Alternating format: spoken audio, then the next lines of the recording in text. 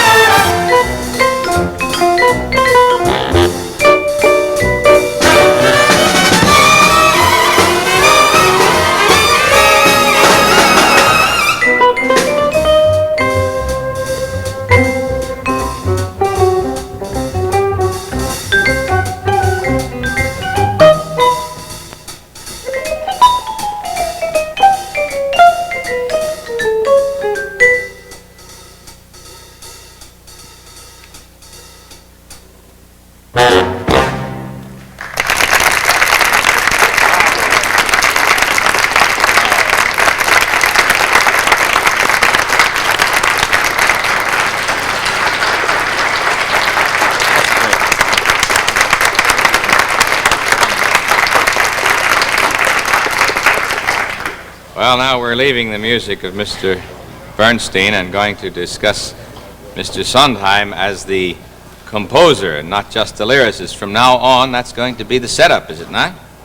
Well, there's always possibly an exception, but I intend from now on to write my own music because it's about 3 times as much fun as writing lyrics. But there may always come along something that's just so wildly exciting that I can't keep my hands off it. Well, tell us about the new show. Oh, well, the first show, the one that's almost completed now, I've been on it for about 3 years with my collaborators, is a show called A Funny Thing Happened on the Way to the Forum. And it's this is the year for long titles in musicals anyway. This is a show from an idea by a man named Bert Shevelov, who is one of the authors of the book. He's writing it, they're just finishing now, with Larry Gelbart. And it's based on the plays of Plautus, who is a 2,000-year-old situation comedy writer.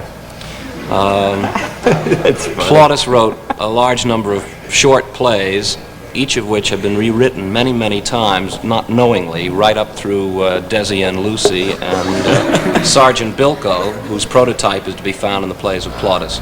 And we've taken about 9 of his plays and made an amalgam of them into one evening of musical theater in the Roman style, but with a group of comics instead of a group of so-called actors or performers of anything but a comic nature.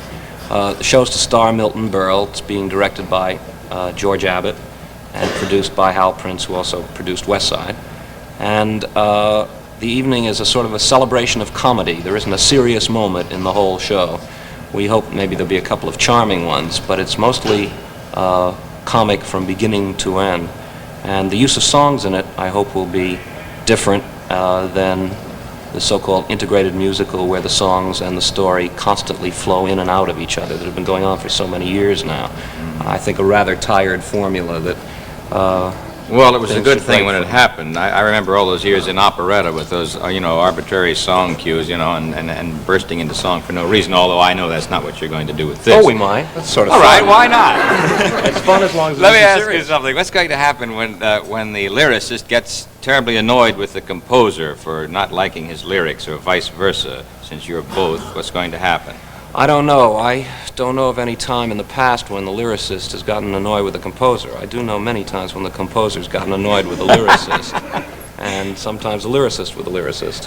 You don't anticipate any great trouble about this with yourself? No, I sometimes run for help to Larry and Bert to say what's wrong, or what's right, which is more likely the case. Do you have? I think you probably have answered the question. I know what you care to do. I think regarding music or lyrics.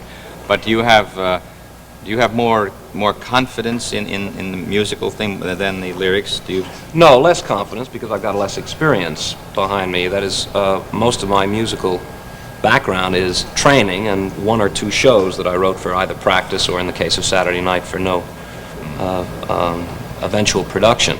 But I've had experience in lyric writing, Yes. and also words are much easier to deal with in terms of specific criticism. Wow.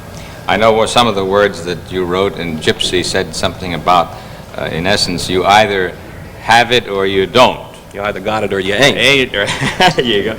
Stephen Sondheim certainly has it. He's a creative experimenter, and he is sure to be exploring, I know for a long time, the very exciting frontiers of the American musical theater. Thank you so much for being with us.